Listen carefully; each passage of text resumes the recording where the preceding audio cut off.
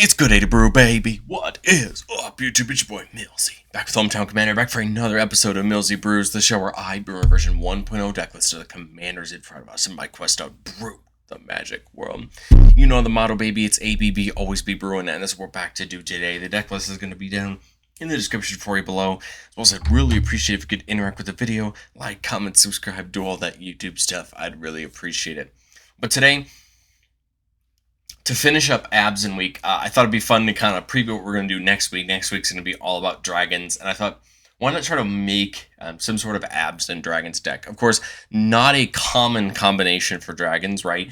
With most of our dragons being in red, of course, this is very uncommon. You'd be a lot more likely to see something like Jund, right, than you would like Absent. But I think this is really interesting. There were these Cycle of Dragons that got released a long time ago. They got reprinted in Double Masters that are these different wedges and shards of colors. And Teneb I just find really interesting because I think it's got probably what you'd want for a dragon commander in these colors. And hopefully it'll allow us to still have some fun. I mean, truthfully, this isn't the best dragon deck in the world, right? I think the better dragon commanders give you things like haste or search your deck or make dragons better. But what I think Teneb really excels at is giving the option to reanimate creatures back from the graveyard.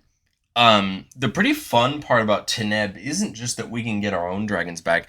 It's that we can get any creature back. It says whenever it hits a player, we can pay 2 and a black. If we do, we just put a creature card from a graveyard onto the battlefield under our control. I mean, honestly, most of the time, we're going to go after our own dragons. But I think this is a really interesting philosophy, right? You have options to fill up your own graveyard if you want to do that. You have options to just get dragons back that died, right, from removal. I think it's kind of interesting, and it was a fun, experiment to see what we had access to. But I want to say a quick thank you to the channel members. Thank you so much for supporting the channel. If you're interested in seeing all of our videos just a little bit early, check out that link down below. But all right, dragons and Absent colors. There's a lot of interesting options. Of course, we always have to talk about and consider the ancient dragons from Baldur's Gate. All of them are very good, especially Brass Dragon, kind of caring about what Teneb wants to do, right? Whenever Brass Dragon hits a player, you roll a d20, and you return any number of target creature cards with total mana value X or less from graveyards back to the battlefield under your control. Again, I love the idea of this, getting our cards, our creatures, and our opponent's creatures, just taking advantage of them. Gold Dragon just makes a bunch of 1/1s when it hits, still very viable. Of course, we have our new Baitor, caring all about that toughness. We can get to 40, we can hit our opponent's lives down. Bloomvine Regent feels great here, just getting us some ramp. It can only get basic forest on its Omen, but I don't think it really matters, especially when we're trying to get up to 6 for Teneb and 7+ for some of our other dragons. Brewcaller Scourge lets us put permanents down onto our battlefield for free whenever one of our dragons hits a player. Very useful ability, right, to cheat in some of our dragons. Canopy Gargantuan's going to grow all of our other creatures that are upkeep equal to their toughness, making them bigger and better.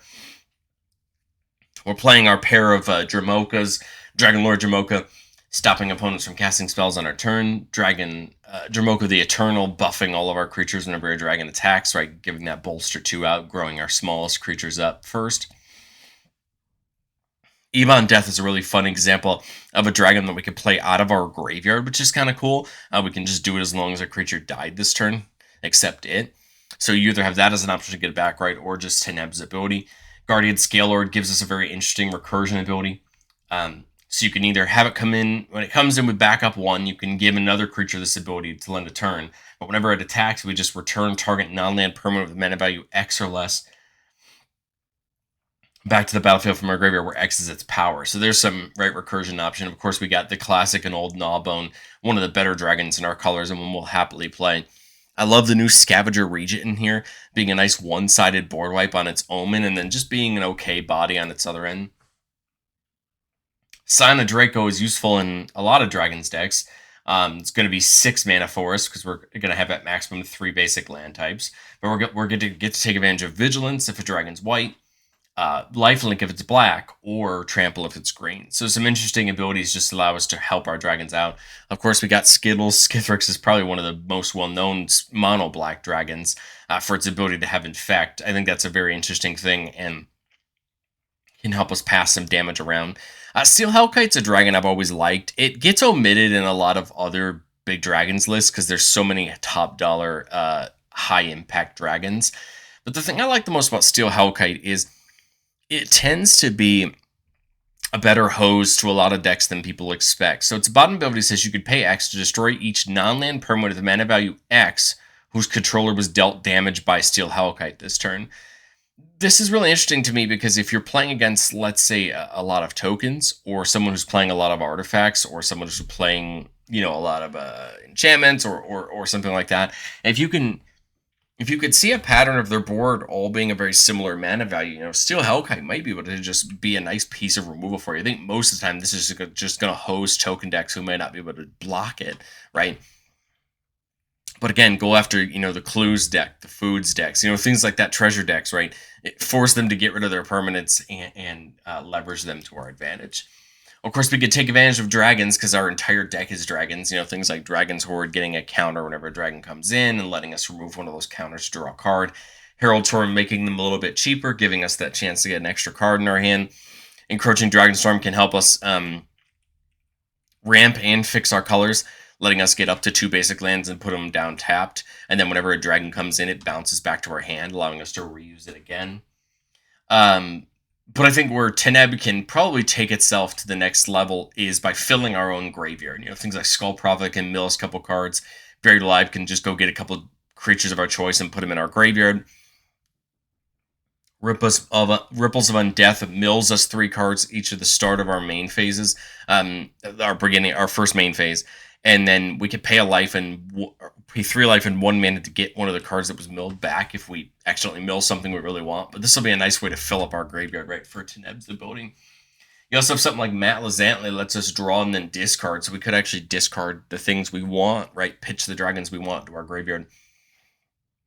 And then if you can get Matt Lazantley flipped over into the core, it starts adding mana where X is the number of permanent cards on our graveyard, right? Hopefully just netting us a ton of value on the way. And then, of course, being in black, right, we have access to a lot of really great recursion, stuff like Dread Return that just gets a creature back, Reanimate, Victimize trades 1 creature for 2, a really nice ability to get a couple key pieces back. Dread Return does flashback to sack 3 creatures, but it's not as usable in a deck like ours. I guess could be good with Gold Dragon, right? That makes a bunch of those dragon tokens. Animate Dead, and then Virtue Persistence seems a lot better here since start of every, one of our upkeeps, we can just get a creature back. Is pretty cool, right? To get that creature back every turn, get those dragons back and keep them going. I think the biggest problem you're going to have in a deck like this, right, is board wipe removal, right? People wiping out all of our dragons. We're having to rebuild. What I like is I think Teneb's going to do a good job at helping us recur things back out of our graveyard so that rebuilding isn't as hard, or we can use it to cheat in things, right? Sticking it in our graveyard. But I've said it before, I'll show and I'll say it again. No deck's ever complete. This is my version 1.0 shot at Teneb, and I think in testing, I'd want to see, is my consistency good enough? Things like Urza's Incubator could make our dragons even cheaper, allowing us to get them down even quicker. We are playing a decent amount of ramp, but there could be options for that as well. I think we have some good removal in the deck. We have access in these 3 colors to some of the best removal we can, especially in white and black, and especially with even some of the Golgari removal. But we could add more like Beast Within. We're already playing something like Generous Gift, but sometimes it's good to have removal that can target anything and not just creatures, right? So you could stop your opponent's artifacts or enchantments. And then I went back and forth on Corroding Dragonstorm. It's a card I love the idea of, having each opponent lose 2 and we gain 2 and then Surveil 2, because it could fill your graveyard, and you get to bounce it back when a dragon comes in. Truthfully, I just ended up cutting it for another piece of recursion. But I think the Dragonstorm might be one of those cards I want to immediately bring back in, especially for that Surveil 2, right? Potentially being able to load your graveyard up as you're kind of, right, draining your opponents out. But let's do what we love to do on the channel the most and get into our playtest. Remember, the goal of playtest on our channel is not to find Magical Christmas Land. It's not to show off our best plays, but it's to get into some game scenarios and kind of figure out how our game plan works. Here we're keeping a 4-lander with Farseek, Dragonstorm Globe, and Cultivate. So we've got pretty much nearly anything we want as far as mana goes. The question, right, is just getting up to that beautiful 6 mana for Teneb. So here we see Scale Lord Reckoner. A dragon says when a dragon we control becomes target of a spell or ability an opponent controls, we can destroy a non-land permanent that player controls. A really nice protection ability. I think I'm just going to keep rocking on the tap lands here. We see Scion of Draco there. The question is, do we want to ramp now and prepare? So if I play the Globe, next turn I'm at 5. If I play Farseek, next time I'm at 5. The Globe may not be a top-tier artifact for a lot of people with it costing 3 mana, but I think the thing I like the most about the Globe is that it has creatures come in with a counter on them, which is a really nice thing, right, to make them just that little bit bigger. Here we've got the Teneb mana. We could keep growing with something like Frontier Siege. I don't mind even putting something like Draco in this turn. Right now, Scale Lord has Vigilance because it's white, right? And getting it, allowing it basically to attack right in this turn. Maybe we get something like Teneb in this turn. Set it up for next turn to attack. The Draco and the Reckoner can get in. Now we've got the Flawless for protection. Frontier Siege can add us some extra mana. And unfortunately, now we're just kind of in one of those spots where we've just got way too much mana at our disposal and not enough dragons in our hand. But I just think we keep attacking, do what we do best. If they take out something like the Draco or the Reckoner, hopefully we just get it back. And I guess this turn, if we wanted to, we could have cracked Maelstrom or the Spirit Dragon, the last ability to go get a dragon of our choice, right? Get something like the Gold Dragon or Gnawbone or just one of these other dragons and just continue to try to take over the game. Could be something like Dromoka, right, to make our creatures even bigger. There's a lot of options off that Maelstrom, and I feel like it's probably the line there on that one. But let's get into playtest number 2. I think I accidentally clicked draw there. I'm sorry. I think I was looking at the 2-laner here with Fanatic Aronis. It may not be a dragon, but Fanatic is a great mana dork, especially when your commander's over 4 power, right? Scavenger Regent for its board wipe. There's the Garruk's Uprising for some draw and some trample. Buried Alive, the Gargantuan. Unfortunately, we saw what our first draw is going to be, but that's okay. I think either way, we're looking to work our way up towards Teneb. I like the Fanatic here on turn 2. Turn 3, we see Sagu Wildling. It may not be a sexy dragon, but I like the ability to go get a basic land if we need it. Here we got a couple options. We could just go right into the Sky Shroud Claim, just go deep, or set up something else. I kind of like the Sky Shroud Claim. I think we've gotten most of the dual lands, right? We saw that. I think the only thing we have left is what? Haunenmire? There's Canopy Vista. Let's get the Vista. Because now on this turn, right, 6 mana, 7 mana, right? 6 of it we could get Teneb down and we'd have 4 green for something if we want to. My thought is maybe something like Teneb, and then you could go like Garruk's Uprising to draw. We could shuffle the Wildling back in if we want to, not to waste the mana. But again, I think we're in okay shape to just keep building on our board state. The fun part now is we have this Buried Alive to go put key dragons right in our graveyard to take advantage of them being there in order to get them back with Teneb. I wish I had something like a discard outlet because it'd be nice to pitch like Canopy Gargantuan. But I have the mana for it, right? I mean, 4, 3, 7, right? So we have enough mana for it. Draw this card. We then would have enough mana for Teneb, but we could just as easily Buried Alive here. Right, just to dump things into our graveyard and get them back on future turns, right? Because now the next turn, Fanatic Aronis gets, so each of our creatures, right, gets counters equal to their toughness. So they're just going to start getting bigger. Let's just say I did Buried Alive. Trying to think one of my options. Brass Dragon might not be a bad one. Gnawbone's not a bad one. I like the Gold Dragon. Again, I like Dromoka, right? Dragons attacking, buffing up all of our other dragons. Colossal Grave River's fun if we got some of the, the self-mill there. Baitor could be fun, right? Our board's getting huge. So maybe it's like Baitor, Dromoka, and Brass Dragon. Because our Brass Dragon can get more, right, dragons out. So now this turn, again, look is to get Brass Dragon back out. So we still have 7 at our disposal. The clearing could potentially help shut down our opponents a little bit. Could just do something like the Wildling attack and get the Brass Dragon back. Right now on future turns, the Brass Dragon can get our other dragons back, and I think we're in some decent shape. Let's get into our third playtest here. Keeping a 1/2 lander with Nature's Lore for some ramp. There's the Gold Dragon. Skilled Nurturer is a mana dork, right? And if we use it to cast dragons, we get to gain some life, reanimate, and then some Generous Gift for some removal. So I don't mind that at all. We probably look into like the Nurturer here. I was going to say my thought was maybe going into Nature's Lore, but I think it's just Dragon's Horde there to get the party started. Now we're at 5 mana. Again, Gold Dragon 7, Teneb 6, so I think we're just looking to ramp here. Elemental Bond so that whenever we eventually do start playing dragons, we can draw some cards. And then I think we just go get our Triome here. Right, now we're at 6 mana, so we're perfect for Teneb this turn. Dragon Horde gets a counter, right, because the dragon came in. We gain 2 life because we used it to cast a dragon, and then Elemental Bond draws us a card. And that's great right now. Teneb could start digging some things back out of our graveyard, but now with 7 mana, I like Beledros, right? Can get us those pests. Has the nice ability to untap our lands. I like Gold Dragon, right? Starting to make us all those 1/1s. And, Teneb probably just attacks again. We would have gained some more life with the Nurturer. On this turn, 7 mana again. I like Beledros.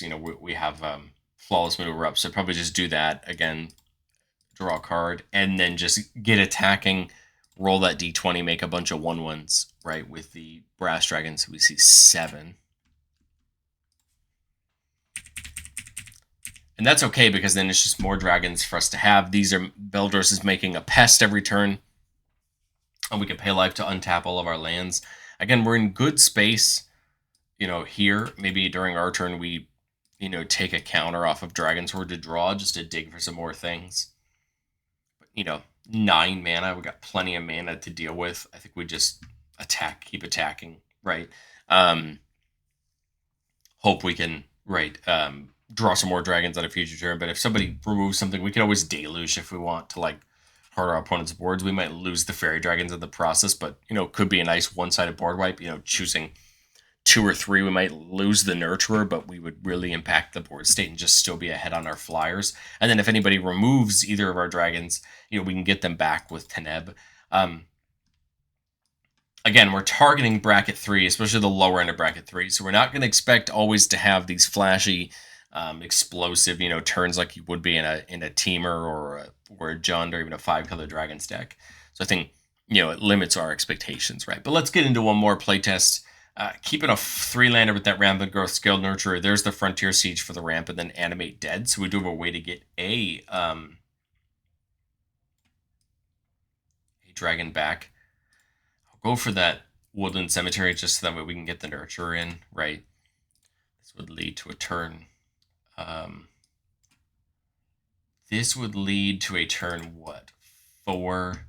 Frontier Siege. My thought there is that's some extra mana, right? Because now on this turn, I've got 6 mana for Teneb if I want to do that. I've got 6 mana for to go towards other dragons, but I think that works for me. We do also get 2 mana in our second main phase we could just use for this Rampant Growth. It's easy to forget with Frontier Siege that makes you that double green on each of your main phases, and you can take advantage of that mana. Obviously, the mana doesn't carry over, right, between combat, but you could still take advantage of that mana. So now here we're at 7 mana, right, because we got that land. So I like something like that Gold Dragon, right, and then just, keep attacking. Now we're at 8 mana. I don't mind the Dawn of Sky. Get us some things into our hand. The Wildling can gain us some life. I'd probably do something like the Dawn Sky and then leave up some removal, right? Just keep attacking, making those 1/1s with the Gold Dragon. And then same thing here, just play the Wildling, keep up the removal. We have some recursion now. We have a board wipe. We're making the Fairy Dragons, and I just think we're in good shape. Truthfully, I know it's not as explosive as some of the Teamer Dragons decks you're looking at, but I think that's the reality when you push yourself outside of certain colors. I think what probably this deck needs is a little bit more of that self mill, fill the graveyard, make it happen styles of game plans, and you can find that and you can make that happen. And I think if you're trying to go outside of those normal colors, find a dragon like this, have some fun and enjoy it. But other than that, I'd love to hear what you think of Teneb, and I will catch you all in the next one.